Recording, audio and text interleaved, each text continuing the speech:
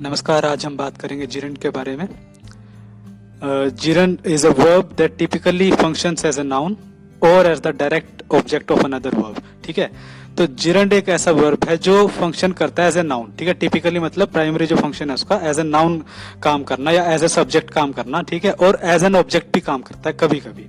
ठीक है, तो काम वो कैसे करता है इन दो फंक्शंस पे वो जरा देखते हैं। One syllable verbs ending with a consonant. पहले हम देखेंगे कि जिरंड को बनाएंगे कैसे। जिरंड स्टूडेंट्स ऐसा होता है कि आईएनजी फॉर्म लगती है वर्ब के आगे, वर्ब के साथ।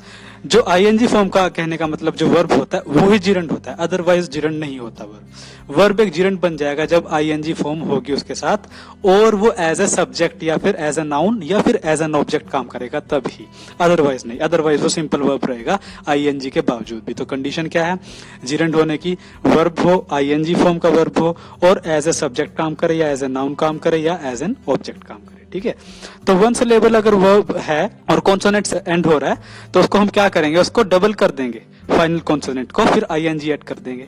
जैसे डिग है खोदना, जी है एक मतलब कॉन्सोनेंट है तो यहाँ पे क्या कर दिया, डबल कर दिया कॉन्सोनेंट को और आईएनजी ऐड कर दिया। ठीक है, ऐसे ही पुट है डालना, टी है कॉन्सोनेंट है डबल कर दिया, डबल टी हो चुका आईएनजी पुटिंग।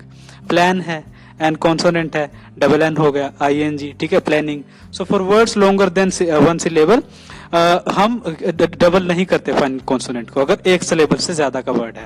लेकिन कुछ एक्सेप्शन होती है, जैसे बिगिन है, अभी एक सिलेबल का वर्ड नहीं है लेकिन फिर भी हमने एन को डबल कर दिया, यानी लास्ट का जो लेटर है जो कि एक कॉन्सोनेंट है उसको डबल कर दिया इस तरह से। ऐसे ई है तो अगर कोई वर्ब ई से एंड हो रहा है, जैसे राइट है, टेक है, बेक है, तो आईएनजी यूज हो जाएगा। जैसे ई को रिप्लेस किया, we would replace E with ING. Write को राइटिंग हो चुका, टेक को टेकिंग, बेक को ऐसी जो पकाना होता है बेकिंग।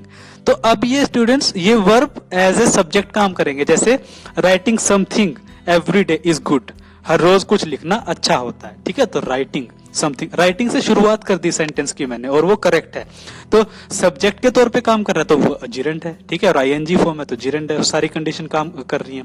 टेकिंग है, taking a cup of T every day is good for health, एक कप चाय पी लेना हर रोज अच्छा होता है। Taking a cup of T every day, taking से शुरुआत कर दी सेंटेंस की इस तरह से। Baking a cake at home is better than purchasing it from market, घर पे केक पकाना बनाना मार्केट से खरीदने से अच्छा है। ठीक है, तो इस तरह से बेहतर है उस चीज से। तो इस तरह से हम कर सकते हैं, एज ए सब्जेक्ट काम कर रहे हैं। ठीक है, इस तरह। देन अगर आई ई कोई है वर्ब जो आई ई से खत्म हो रहा है तो वहां पे स्टूडेंट्स हम वाई को यहाँ पे पुट कर देंगे, आई ई को रिप्लेस कर देंगे, रिमूव कर देंगे और फिर आईएनजी ऐड करेंगे। ठीक है, तो वाई यूज हुआ, आई ई हटा के और आईएनजी। डाई का डाइंग हुआ, लाई का लेटना होता है जिसका मतलब लाइंग हुआ और डाई का मतलब होता है मरना। सो अब डाई, डाई यहाँ पे डाई से शुरुआत नहीं कर सकते आप सेंटेंस की, वो जिरंड नहीं होगा। आईएनजी फॉर्म है वो जिरंड है और तब जिरंड है जब हम एज ए सब्जेक्ट उसको यूज कर सकते हैं। जैसे dying for money is not a good practice, पैसों के लिए मरना अच्छी बात नहीं है। ठीक है, अब मैं ये नहीं कह सकता die for money is not a good practice, वो इनकरेक्ट हो जाएगा, रॉन्ग हो जाएगा। ठीक है, dying for money is not a good practice, एक अच्छी बात नहीं है पैसों के लिए मरना, सो डाइंग होगा। ठीक है, lying on the bed the whole day is not good, पूरा दिन बेड पे लेटे रहना अच्छी बात नहीं है। ठीक है, अब I can't say lie on the bed for the whole day is not good, no I would say lying on the bed for the whole day is not good. ठीक है, तो लाई नहीं होगा वहां पे, लाइंग होगा, लाइंग से शुरुआत हो रही है सेंटेंस की, तो एज ए सब्जेक्ट काम कर रहा है और आईएनजी फॉर्म है वर्ब की तो उसको वो क्या कहेंगे हम, वो हुआ आपका जिरंड। ठीक है, अब देखते हैं प्रेजेंट कॉन्टिन्यूअस वर्ब है, suppose we are waiting for the bus. अब देखिए इसमें बताना ये चाह रहे हैं हम, डिस्कस ये करना चाह रहे हैं कि एक ही वर्ब है कैसे वो एज एन ऑब्जेक्ट काम करता है कभी कभी और कैसे एज ए सब्जेक्ट काम करता है। फर्स्ट सेंटेंस में देखिए अब यहाँ पे सिर्फ वो एज ए मेन वर्ब काम कर रहा है, यहाँ पे कोई प्रॉब्लम नहीं है, लेकिन आगे हम देखेंगे जिरंड के तौर पर कैसे काम करता है। So we are waiting for the bus, हम बस के लिए वेट कर रहे हैं, सिंपल है। ठीक है, प्रेजेंट कॉन्टिन्यूअस टेंस होता है। सो हेल्पिंग वर्ब आर और मेन वर्ब है, लेकिन ये मेन वर्ब यहाँ पे सब्जेक्ट बन जाता है।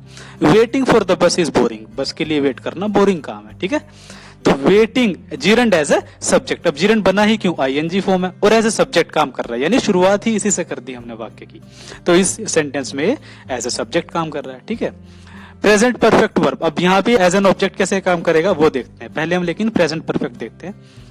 आई have been working on the project for 2 years, मैं पिछले 2 सालों से इस प्रोजेक्ट पे काम कर रहा हूं।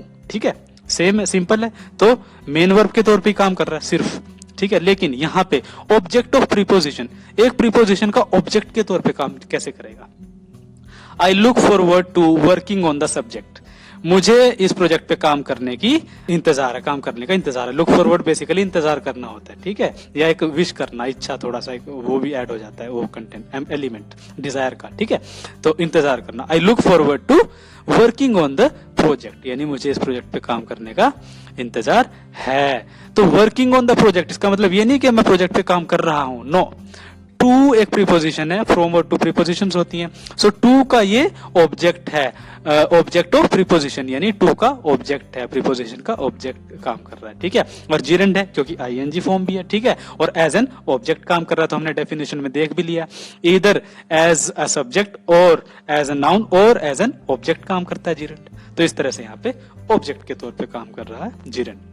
So I hope you are clear with what gerund is and how we form gerund. Okay, so gerund is a verb which is the ing form of the verb. ठीक है, तो वो कैसे as a subject काम करता है कभी कभी, and sometimes it acts as an object. तो these are the functions of a gerund. तो इस तरह से आपको हिंट मिल गई होगी कि किस तरह से हम काम करेंगे। यहां से आप इसको अगर ध्यान से, इसको फोकस से हम इसको दोबारा इस तरह से देखेंगे तो you will be able to get a hint as to how to form sentences using a gerund in the beginning as a subject, ठीक है, और समटाइम्स एज एन ऑब्जेक्ट, ठीक है। तो इस तरह से, और बनाते कैसे, रूल क्या है, ठीक है, कंपोज करने का, कि एक वर्ब है, आई ई हटा के तो क्या यूज होगा, वाई यूज होगा या जो यूज होगा, ठीक है ना। एक कॉन्सोनेंट लास्ट में, वन सिलेबल कॉन्सोनेंट है, उसके बारे में डिस्कस किया कि उसको कैसे चेंज करेंगे एक जिरेंड में। So I hope you are clear with it now. So thank you very much.